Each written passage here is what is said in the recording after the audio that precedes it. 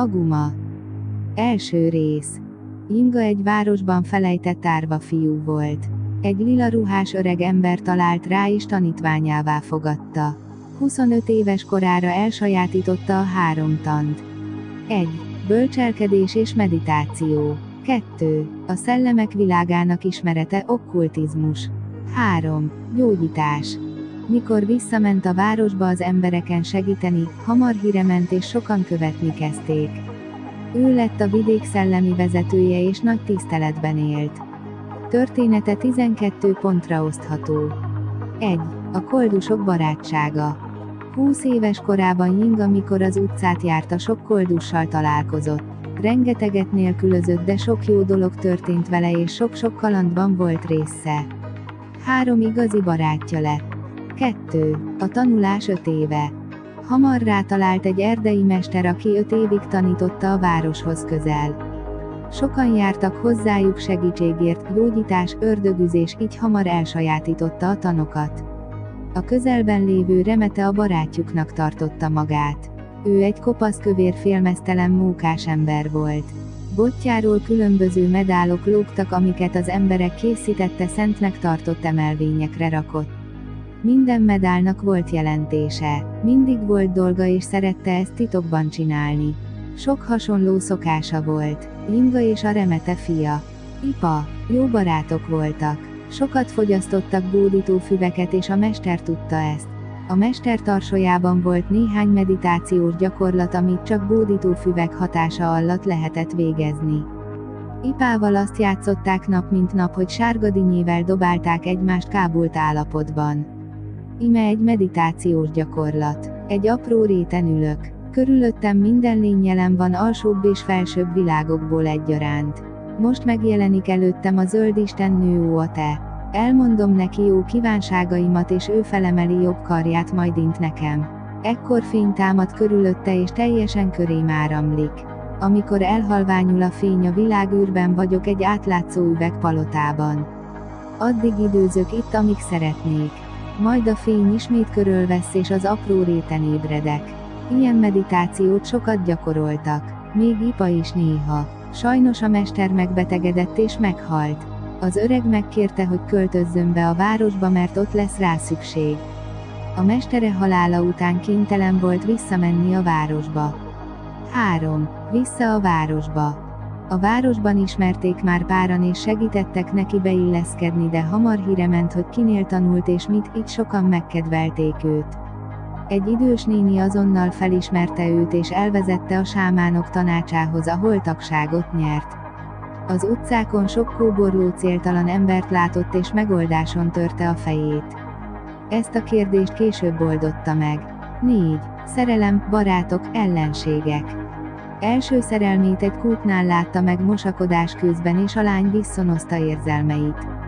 A csajt Nelándinak hívták. Sok kérője akadt, de Inga volt számára a legszimpatikusabb. Kezeit azzal nyerte el, hogy ő az volt, akinek a közösség tartotta, és nem félt ezt bebizonyítani. Még a híres násztánc tanárokkal is fel tudta venni a versenyt. Ebben a koldus barátai és a sámánok segítettek. A koldus barátaival nagyon jó baráti viszonyt tartottak fent. Mivel hogy jól mentek a dolgok, ellenségei is lettek, akik többször is megpróbáltak az életére törni. Legnagyobb ellenségei bérgyilkosokat is felfogadtak, de ezek hamar lebuktak az utcai forgatagban. 5. A tömegverekedések megfékezése. A tömegverekedések hallatán Inga megkérte, hogy rendezzenek bajnokságot, hogy eldöntsék, ki a legjobb. Ez volt a legjobb megoldás. Kezdetben az égre idézte a visszályok rossz kimenetelét és megmutatta, hogy mi is lenne a jobb. A résztvevők díszleteket használtak és egyenruhát hordtak. Legnagyobb meglepetésre előjött a Mojo is, akit már 100 éve nem láttak. A Mojo egy hipnotikus jelekkel ellátott maszkot hordott szürke ruhában, dobbal a kezében. 1000 fős csapatokkal lehetett indulni a bajnokságon. Volt, aki hatalmas kígyókat megformáló díszletet használt. Mások fagolyókkal dobálóztak, és volt, aki a labzatból kiemelkedő gúlákat használt. Csatakiáltások hangzottak mindenfelé, és minden sarkon azt kiabálták, hogy tömegverekedés jön. A több napon át tartó csatákban végül meglett a győztes. A legjobb a Hinduzila nevű indiai lett és hatalmas ünnepség kerekedett. Halálos áldozata nem volt a versenynek. A kupa, amit kapott, pedig városi erekje lett, amit a győztes nevezett el. A kupa neve Guma kupa lett. 6. Szellemek völgyében. Az egyik héten különös dolgok történtek. Az emberek arra kezdtek panaszkodni, hogy szellemek járkálnak a városban. Linga megnézte az okát és arra következtetett, hogy a közeli völgyben megjelent a gonosz. Egy Gouki nevű démon jelent meg, akit a mestere egyszer már elűzött a vidékről. Linga megküzdött vele a tömegverekedők segítségével. Úgyhogy ők csupán meditáltak és imádkoztak. A szellemi energiáikat használva Linga hadsereget toborzott és végül a több napos ütközetben a démon megszelidült. Mielőtt eltűnt, megígérte, hogy visszatér. A csata végén Lingának megjelent Raiden isten és megajándékozta egy színarany sárga dinnyével, amit Brünk tojásnak nevezett el. 7. A tanítás 12 éve. A város kisebb terein adott tanításokat a gyógyításról, okkultizmusról, bölcselkedésről és sokat meditáltak.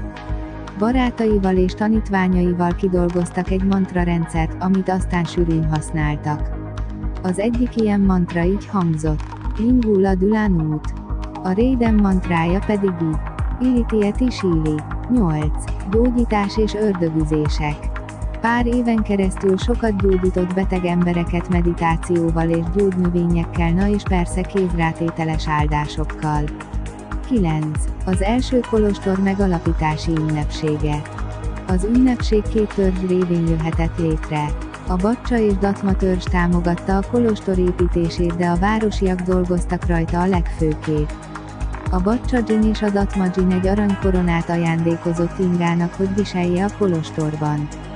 Ő azt felelte, hogy legyen méltó rá az az ember, aki a legtöbbet tud segíteni az embereken. Mikor elkészült a kolostor, hatalmas dobokkal, elefántokkal, tánccal és körmenettel ünnepeltek. 10. Az első Baharinsa megjósolása. Linga megjósolta, hogy az első helytartóját Baharinsának fogják hívni, és ő lesz, aki vezeti majd a ceremóniákat, amit a szerzetesek tartanak. Kérésére egy ládát készítetett, amibe a Brünk tojást, a Guma kupát és a koronát helyezte.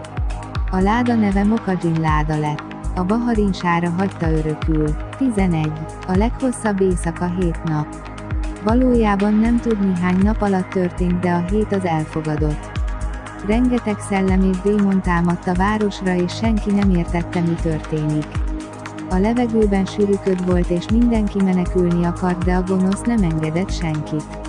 Linga szerzetesei körmenetben dobolva, imádkozva, mantrázva próbálták elűzni a gonoszt, de nem sok sikerrel. Linga ekkor mély meditációba kezdett. 7 nap múlva felszállt a köd és Linga eltűnt. 12. Linga eltűnik. Linga eltűnése után szivárvány jelent meg az égen. A szerzetesek lila öltözéket hordtak. Kinevezték az első Baharinsát és előkerült a Mokadzsin láda. A követők és a hívők gyakorolták, ápolták az Aguma vallástanait. Vége.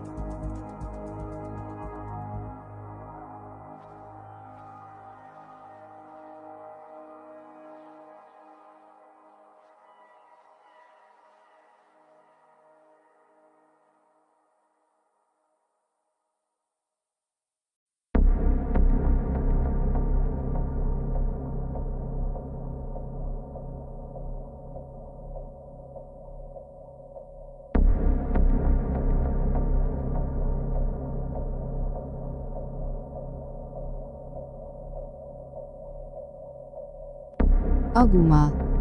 Köztestér. Tavasz. Amikor Linga eltűnt, nem halt meg. Egy másik dimenzióban találta magát, és amit látott, nagyon meglepte. Ott állt egy hatalmas pavilon előtt, aminek nem voltak falai. Lovaskocsik voltak körülötte. Távolabb volt egy nagy kastélyszerű épület. A pavilon és a kastély között volt egy kis fa, az előtt pedig egy dombocska. Senkit sem látott sehol. Azt gondolta, biztos azért, mert éjszaka volt. A hely körül a sűrű erdőben fából készült félgömb tetejű házak voltak. Nagy volt a csend. Linga leült a kis fa alá. Hamarosan furcsa zajokat kezdett hallani a kastély felől. Egy lovaskocsi érkezett, jól megpakolva valamivel. Egy rövidhajú fekete öltözéket viselő ember ült a szekéren. A pavilonnál megállt és elkezdte lerakni a rakományát. Inga megkérdezte tőle, segíthet-e neki. Az embert Zearnak hívták és füstölőket hozott az itteni népnek. A pavilon valójában egy közterületnek számító szent hely volt. Az itteni istennőt úgy hívták, hogy Amda. Ő fekete és aranyszínű száriban volt lefestve. Reggel megérkezett az első szekér tele utasokkal. Inga tudta, hogy azt a helyzetet, amiből ő jött, az itteni papoknak el kell mondania. Ez volt az első dolga. Az itteni papok félmeztelenül jártak fekete nadrágban. Amikor Inga beszámolta vele történtekről, a papok nyugtalanok lettek. Elmesélték, hogy az őseik hasonló dolgot már láttak, és nem Inga az egyetlen, aki így érkezett. Zear is hasonlóan került ide. Benne az volt a különleges, hogy néha nem értették, miket beszél. A pavilon lassan megtelni látszott, és elkezdődtek a szertartások. A reggeli imádságok csöndben zajlottak. Egyetlen fura dolog történt. A pavilon körül közlekedő szekerek között volt valami szokatlan. Egy átlátszó üvegszerű piros kutya kerülgetett mindenkit. Sokan azt hitték, hogy valami rossz szellem, de az ebb nem bántott senkit. Ettől eltekintve minden rendben volt. A délben megtartott meditáció közben a központi Amda szobor életre kelt. A papok összegyűltek körülötte. Majd az egyik pap mondott neki valamit, és Amda odahívta maga mellé Zearté és Ingát. Zearról azt mondta, hogy egy bizonyos ikervilágból való, ahol hasonlóan mentek a dolgok, mint itt. Minden világnak van egy ikertestvére. Zear elmagyarázta, hogy a világok kapcsolata olyan, mint a zafír és a smaragd kapcsolata. Majd az egyik szoborra mutatott. A szobor 2 növényel összekötött halat ábrázolt. Majd Ingáról beszélt, elmondta, hogy ő egy szent ember a saját világában. Ennek mindenki örült. Inga beszélt magáról, és volt, aki követni kezdte. Csak a véneknek nem volt szimpatikus. Az esti imádságok után mindenki nyugovóra tért. Inga leült a kis fa alá. Zear meggyújtotta az esti világítást és elment a szekérrel. Az éjszaka ismét megjelent a piros kutya. A kis fa előtti dombon mászkált, és nagyon erős piros fény árad belőle. Úgy látszott, nem volt semmi dolga, aztán csak úgy elsétált. Másnap már nem volt sehol. Az éjszakák utána csöndesek és nyugodtak voltak. Inga kiderítette, hogy a kastély lakatlan és jóformán egy nagy teremből áll. Eldöntötte hát, hogy ott fog lakni. Néhány követője kíséretében elfoglalták hát az épületet. Sok régi festmény és pár bútor kivételével nem volt benne semmi. Eleinte mindenki a földön aludt. Majd ahogy Inga tanítani kezdte a társaságot, úgy kapott egy központi emelvényt. Zear volt a közvetítő a pavilon és a kastély között. Néha annyira gyorsan kellett ide-oda mászkálnia, hogy rendesen beleszédült. Mindent megcsináltak, amiről Inga mesélt nekik. A tömegverekedős téma volt a kedvencük. Az okkultizmus erős oldaluk volt. Az egyik nap felfestették Inga képmását a falra. Az aguma időközben elfogadott vallásá vált. Itt teltek a napok és a hetek. Majd eljött egy újabb évszak. Nyár. Inga a kastélyban aludt. Arra lett figyelmes, hogy egy társaság odakint hangosan beszélget. Majd egy hangos nevetés után ezt lehetett hallani. Az legyen. Ekkor nagy csönd lett. A másnap reggel ugyanolyan volt, mint eddig. Délben az imádságok közben nem jött el Amda. Amikor Zear beszámolt erről, Inga meglepődötten sietett a pavilonba. A helyi vezető azt mondta, hogy a vidék védőszentje eltűnt. A kastélyba menet, látta, hogy a kis fához közel 2 ember beszélget. Egy fekete hajú és egy magasabb szőke ember mutogatott Ingára. Nem volt furcsa, de mégiscsak idegenek voltak. Inga rosszat sejtett és leült a kis fa alá meditálni. A 2 idegen odament hozzá és tanakodni kezdtek Ingáról úgy, mintha ő ott se lenne. Inga rájött, hogy a kisebbet Apexnak hívták, és ő volt a főnök. Eztán eltűntek. Zear odaszaladt Ingához. Elmondta, hogy a városban az aguma papokat nyilvánosan verni kezdték. A járókelők sem úszták meg. Inga leszaladt a városba kérdőre vonni a tetteseket. Nem lepődött meg azon, amit látott. Ahogy Apex meglátta, azonnal elkapatta Ingát, és a gárda felvitte a pavilonhoz a kis dombra. Mindenki előtt ütni kezdték és mindenkit, aki ott volt. Brutális látvány nyújtotta. Az Amda szobrot lerombolták és Apex felült a helyére. Napokig ütöttek mindenkit. Zear pedig magát védte. Aztán elkezdtek faggatni mindenkit. Először a népet, aztán a papokat, majd Zear került sorra. A szőke fickót Vince-nek hívták. Mindent elkészítetett, amit hallott az ártatlanoktól, de úgy, ahogy Apex kedvét lelte benne. Ezután Ingán volt a sor. Apexnak megtetszett Inga története. Kíváncsi volt, hol van az a kristálypalota, amin Inga meditálni szokott. Inga nem tudta vele megértetni, hogy ő sem tudja, hol van és hogy csak meditálók juthatnak oda. Ekkor mindenkit leültetett Apex és úgy kezdte kínozni őket. Majd amikor abba hagyták, Apex és Vince lementek a városba. Sokan imádkozni kezdtek. Még Inga is félt, hogy mi lesz, ha visszajönnek. Oda szaladt a kis fa alá és készített egy mágikus végtelen csomót. Apex visszajött és hozta magával Amdát. Majd őt kezdte faggatni a palotáról. Amda elmondta, hogy csak úgy juthat el Apex oda, ha az összes bolygót meg nem hódítja. Apex ekkor nagyot kacagott. Néhány napon keresztül hatalmas kínokat éltek át. Aztán hirtelen Apexék eltűntek. Ahogy mindenki összeszedte magát, azonnal Ingához fordultak. Ekkor szinte csoda történt. Inga észrevette, hogy amit csinált végtelen csomón, ott van az általa ismert remete medálja. Kérdőn nézett Zearra. Ő elmondta, hogy az a mókás fickó hagyta ott, aki befogadta őt az érkezésekor. Inga azonnal beszélni akart vele.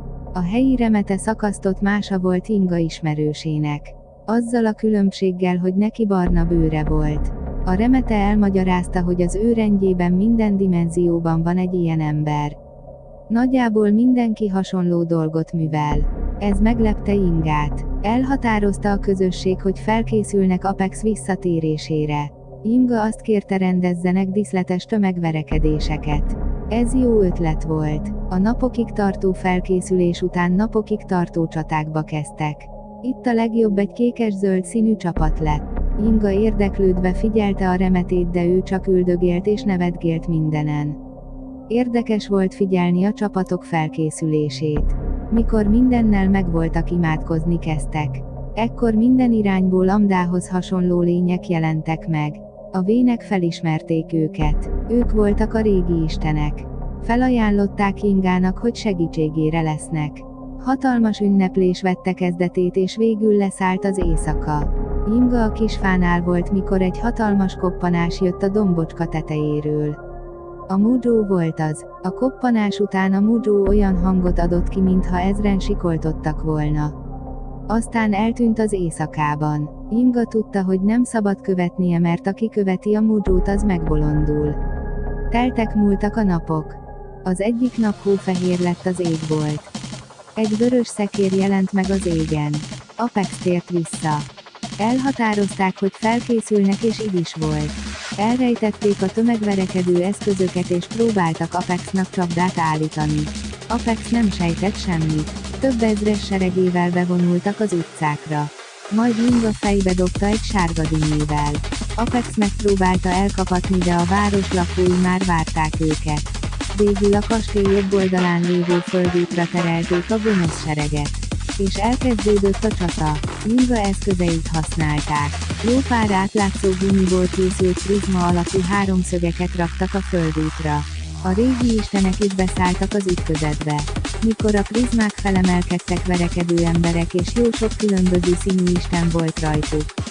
Addig verekedtek, még egy nagy emberkupac nem keletkezett. Apex bement a kastélyba és leült Inga helyére.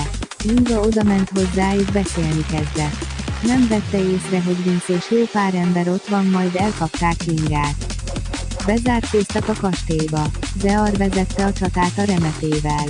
A népcsata kiáltása ez volt. Tok-tok-tok dúlalajdi. Ezt a remete találta ki. Közben mindenki azt dídolta, hogy ő Föa. Zear megpróbálta kiszabadítani Ingát, de nem sok sikerrel. Amikor úgy látszott, hogy veszíteni fognak, a prizmákból nagyon erős fénysugarak kezdtek ragyogni, a kastély ablakaiban ugyanolyan fények jelentek meg. Apex előjött és nevetve kezdett parancsolgatni. A hetekig tartó ütközetben brutális események történtek. A vének ismerték a kastély titkos bejáratát és segíteni próbáltak Ingának. Zear jól bírta és a remete rengeteget segített neki. Majd megjelent Inga. Apex megint csak nevetett. Észrevették, hogy Apexnak a bal keze néha mintha magától mozogna. Majd valahogy Apex állt nyerésre és megint brutális verés kezdődött. A verés alatt Zear az övő átdúdolta és egy idő után mindenki rákezdett. Összetört istenségek járkáltak fel alá a pagoda és a kastély között. Amda megfogadta, hogy ő lesz az agumaimák védőszentje is. Az övő a hatalmas morajként zengett mindenhol. Aztán Apexet nem lehetett látni sehol. Vince pedig elég gyenge vezér volt. A csata kissé alább hagyott és Ingáék imádkozni kezdtek. Ekkor az egyik este mozogni kezdtek az árnyékok. Azok a démonok jöttek elő, akik miatt Inga ebbe a világba került. Az imáknak megvolt a hatásuk és az istenek erősebbek lettek. Ők küzdöttek a démonokkal, majd Apex is visszatért, és újra brutális csata kezdődött. A démonok oldalán Apex furán kezdett viselkedni, mintha nem lett volna önmaga. Egyre gyengült az ellenség. Volt remény. Utoljára elhangzott a csatakiáltás. Tok-tok-tok dúlalalalalalalalalalalajdi. Ekkor Apex már teljesen kifordult magából és az általa vezetett démonok is mintha össze-vissza céltalanul harcoltak volna. Vince teljesen eltűnt és azóta se látták sehol. A nemevilági lények körbefogták Apexet és fekete köd lepett el mindent. Végül Apex eltűnt. Felocsúdott mindenki és egy darabig nem történt semmi. Eltelt pár hét, de semmi nem történt. Mindenki megnyugodott és pihenni kezdett a város. Mikor már minden rendben volt, hullani kezdtek a levelek és kiderült, hogy újabb évszak közeledik. Ősz. Lassan újra minden normálisan ment. A művészek a vének leírása alapján festeni kezdtek. Minden részletét lefestették az elmúlt 2 évszaknak. A kis domb tetejére egy jókora szín aranysárgadinyét ábrázoló szobrot emeltek. Azt írták a szobor alá, hogy Őföa. Nem maradhatott le róla a remete medálja. Szent zarándok hely lett belőle. Inga sokáig tanította az agumákat. A remete köztiszteletnek örvendett és Zearnak is sok dolga akadt. A vének is felvették a lila öltözéket. Az Amda szobor helyére Inga szobrát tették és Amdának is nagyon tetszett. A kastély hamarosan tele volt a csatát ábrázoló képekkel. Ekkor ismét megjelent a piros kutya. Nem törődve semmivel kerülgetett mindenkit, majd eltűnt. Aztán mikor készen lettek, felavatási ünnepséget tartottak. 7 nap 7 éjszaka mulattak. Tél. Inga megkérte az isteneket, hogy segítsenek neki. A remetével elkészítette a vrünk tojás másolatát. Írt egy kis könyvet és a vrünk tojásba rejtette. Amda ekkor árnyékká változott és eltűnt. Inga mély meditációba fogott, és a feje körül zöld fény volt látható.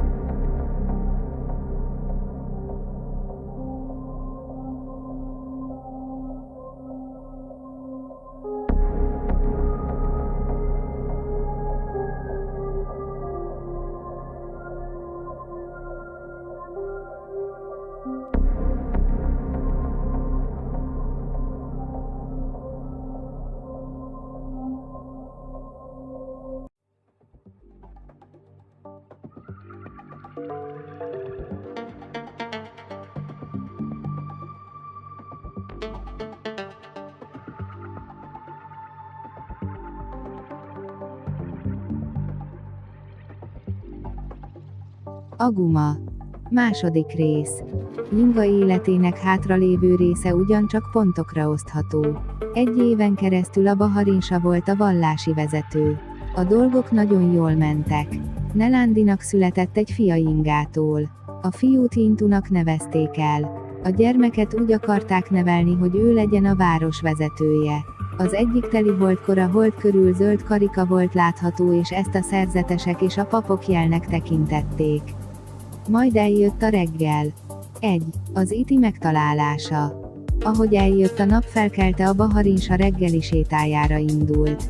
Ahogy haladt a szokásos ösvényen az út szélen, megpillantott valakit.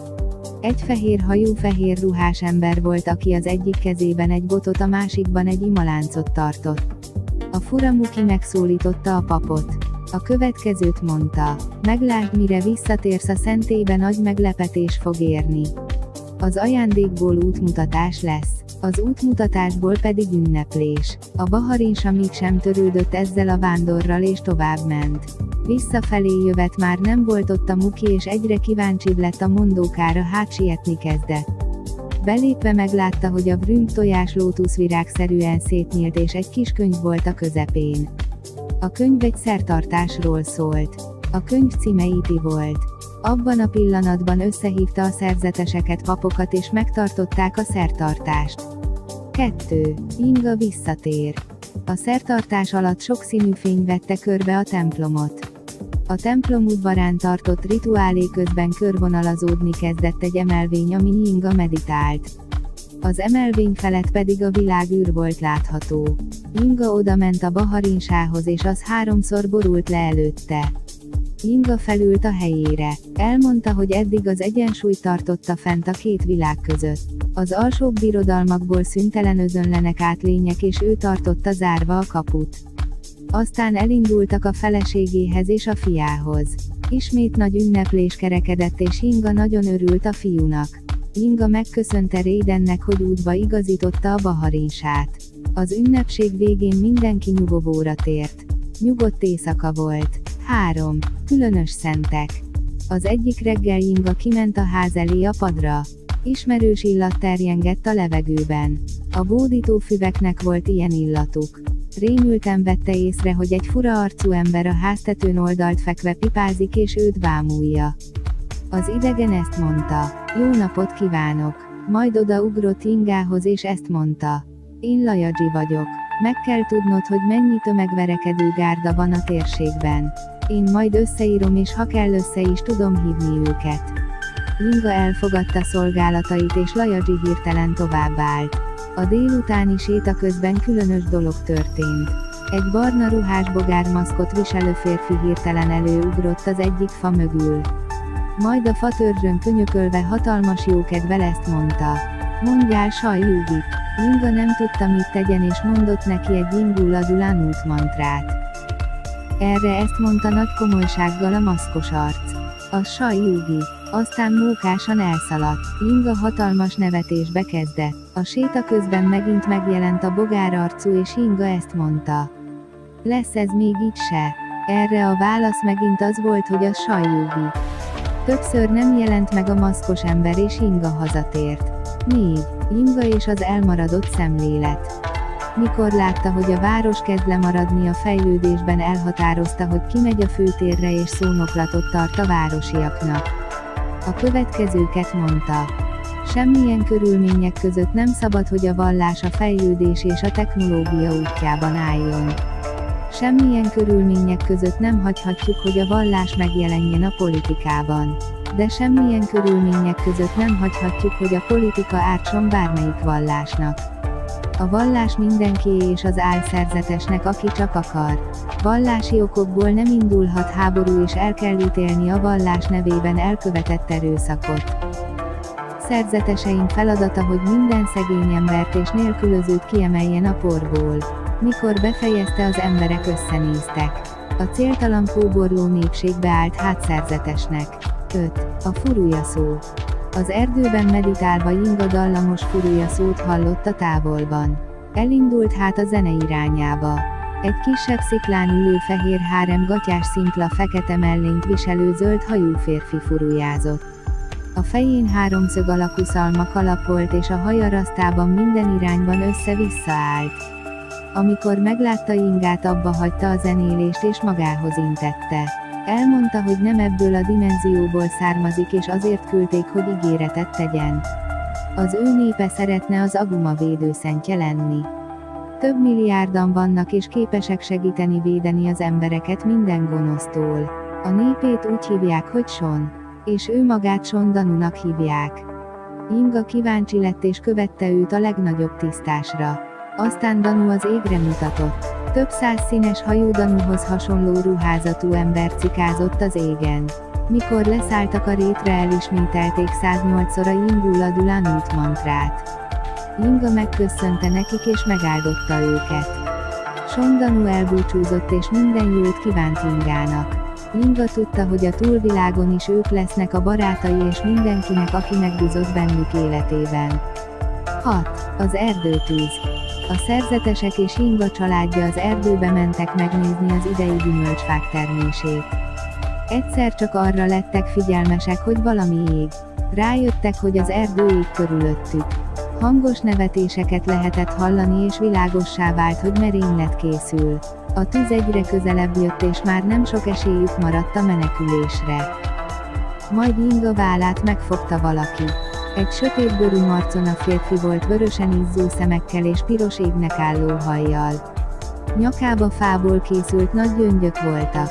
Ő volt Gulki. Kivezette a társaságot a tűzből. Ígéretet tett, hogy mindenkit, aki bűnt követel, azt beviszi az erdőtűzbe addig, míg azt jónak nem látja, de soha nem örökre. Inga beleegyezett. 7. Az utolsó csata. Ahogy várható volt, Lajadzsi hamarosan megjelent. 2 tömegverekedő gárda volt még a környéken. Inga elhatározta, hogy még halála előtt leszámol az ellenségeivel és összehívta a 7 klán vezetőit. Eljöttek még a Bacsa és Datma törzs vezetői is, de sok törzs képviseltette magát. A hadüzenet világos volt. Egy közeli völgyben került sor a csatára. Az ellenség vezetője Ramid volt. Mikor felsorakoztak, Inga az égre tekintett és ott voltak a sombvédelmezők. A bacsák hatalmas díszes léggömbökkel támadtak. Datmák voltak az íjászok. A tömegverekedők vezére a Hinduzila volt és hatalmas tüskés és forgó gúlákkal szállt harcba. A csata elkezdődött. A pár napos ütközetben sokszor álltak az Aguma törzs tagjai vesztésre és győzelemre egyaránt. A bacsák bombákat dobáltak az égből, amitől citromsárga lilás köd keletkezett. Inga egy harci szekeret hajtott, mellette Ipa íjászkodott. A forgó aranyszínű gúlák csak úgy dobálták szét az embereket. A csata lassan eldőlt és Inga reménykedni kezdett. Akkor az ellenség vezérei nagy patkányokká változtak. Majd Inga tábornoka, a Hinduzila hatalmas vipera alakját öltötte magára. Így ölte az elfajzott bestiákat. Végül Ramid megadta magát. Őt és a megmaradt vezetőket magához láncolta Gulki és bevitte őket az erdőbe. Az erdő hamarosan kigyulladt. A csata után mindenkivel együtt ünnepeltek a városban. 2 napig tartó ünnepség vette kezdetét. 8. Intut megválasztják vezetőnek. Inga fia hamar felnőtt. Minden tanítást megkapott és Nelándi nagyon büszke volt. Egyhangulag döntött a nép és Intut kinevezték a város vezetőjévé. Eldöntötte, hogy 10 évente támogatást nyújt mindenkinek, aki valamilyen eredményt ér el. Ezt kiterjesztette a koldusokra is. Bárki, aki valamilyen jó dolgot cselekszik a közösség érdekében vagy csak nagyon híres lesz, annak megalkotja az út hátralévő részét. Ezt a görög Dinye honatjára bízta. Ő lett a Gögöde atya. Intu békésen és jól kormányozta a vidéket. 9. Inga halála. Inga megöregedett. A tornácon ült és a Baharinsának elmondta, mit tegyenek, ha eljön az ő ideje. Raiden megnyugtatta, hogy a sonok már várják a királyukat. Mind a 4 irányba aranygúlákat helyeztek. Az egyik éjszaka vihar támadt és Inga elaludt. Hajnalban az ereszről csöpögtek a vízcseppek. Az utolsó esőcseppnek I betű hangja volt és az általa keletkezett hullámok rezgése kiáramlott az univerzumba. Szivárvány jelent meg az égen. Inga hamvait elvitték a gúlákba és azóta is ott vannak. Vége.